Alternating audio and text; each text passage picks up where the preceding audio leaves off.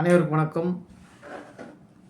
தமிழனாய் தமிழ் உணர்வோடு தமிழ் பண்போடு தமிழகத்தை மீட்டெடுப்போம் என்ற நல்ல சிந்தனையோடு இந்த வீடியோவை நான் இங்கே பதிவு செய்ய விரும்புகிறேன். தமிழகத்தில் 92 நடந்த ஒரு ஜாதி கலவரத்தை போல் மீண்டுமாக தமிழகத்தில் இந்த இருபெரும் சமூகத்துக்கு இடையே கொண்டு வர வழிவகைக்கும் வகையில் இரு நபர்கள் பேசி வருகிறார்கள். திரு இசகிராஜா என்பவரும் சினிமா துறையில் கிட்டத்தட்ட 100க்கும் மேலான திரைப்படங்களை தயாரித்து இந்த சமூகத்திற்கு தமிழ் சமூகத்திற்கு நல்ல ஒரு சிந்தனையை அந்த திரைப்படத்தின் மூலமாக சொன்ன ஆர்பி சௌத்ரி அவர்களும் பேசி வருகிறார்கள். இவர்கள் இருவருக்கும் ஒரு வேலை, அதாவது இந்த சமூகத்தினுடைய ஒரு சமூகத்தை குறித்து அந்த தலைவரையும் அந்த மக்களையும் வம்புக்கு இழுக்கும் வகையில் கொச்சப்படுத்தும் வகையில் பேசிக்கொண்டு வருகிறார்கள். முதலாவது, இந்த இரு சமூகமும் கடந்த கசப்பான ஒரு சில நிகழ்வுகளை மறந்து இங்கே தமிழனாய் இணைந்து செயல்பட வேண்டும் என்று விரும்புகிறார்கள். அதை இன்று இருக்கக்கூடிய இரு சமூகத்தினுடைய சில தலைவர்கள் அதை ஏற்று நல்ல பண்போடு நல்ல நாகரிகத்தோடு அவர்கள் பேசுகிறார்கள், பயணித்து வருகிறார்கள். இந்த இருவருக்கும் இன்றைக்கு எந்த வேலையும் கிடையாது. தன்னை ஒரு பெரிய தலைவன் போல இவர்கள் சித்தரித்து கொண்டு என்னவோ அந்த சமூக மக்களுக்கு பெரிய ஒரு அங்கீகாரத்தை விடுதலையை இவர்கள் தான் பெற்றுத்தருகிறது போல பேசி வருகிறார்கள்.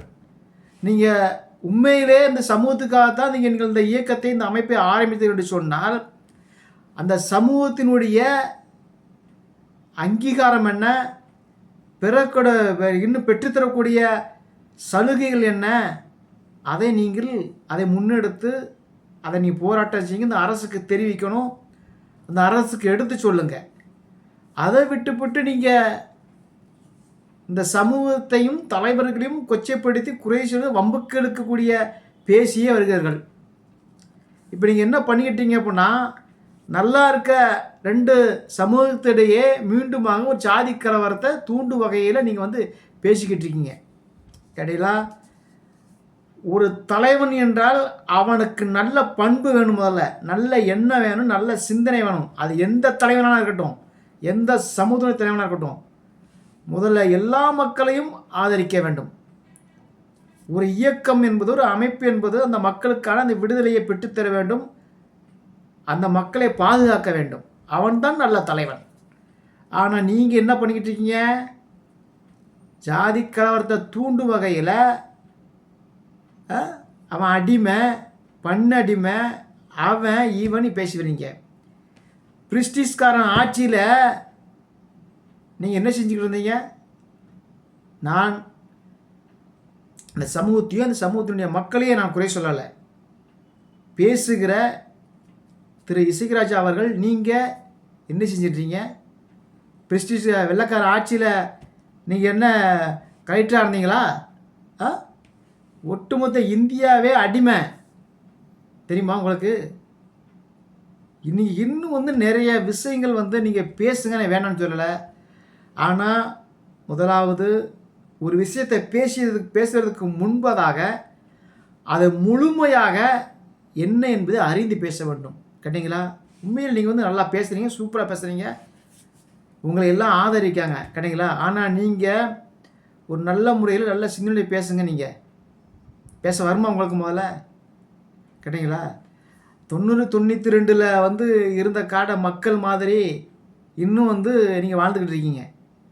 நீங்கள் வாழ்ந்துட்டு போங்க. ஏன் இந்த மக்கள் ஒரு நல்ல கல்வியிலும் அதிகாரத்திலும் அரசு வேலைகளும் இப்போ நல்லா அமர்ந்துட்டு வராங்க, நல்ல வேலை செஞ்சு நல்லா வாழ்ந்துட்டுருக்கிற ஒரு சமூகத்தை ஏன் மீண்டும் தேரை இழுத்து தெருவில் அந்த சமூகத்தை ஏன் வம்புக்கு இழுத்து இதில் விட போகிறீங்களா?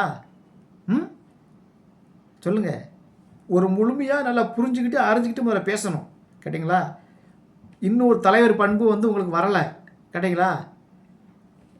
எந்த மனிதனையும், எந்த தலைவனையும், எந்த மக்களையும் கேவலமாக, கொச்சையாக பேசுறது எவனாலும் சரி, எவனாலும் சரி, அவன் நல்ல மனுஷனும் கிடையாது, நல்ல தலைவனும் கிடையாது. அவன் தலைமை பொறுப்பு ஏற்று நடத்த தகுதியே இல்லாதவன்.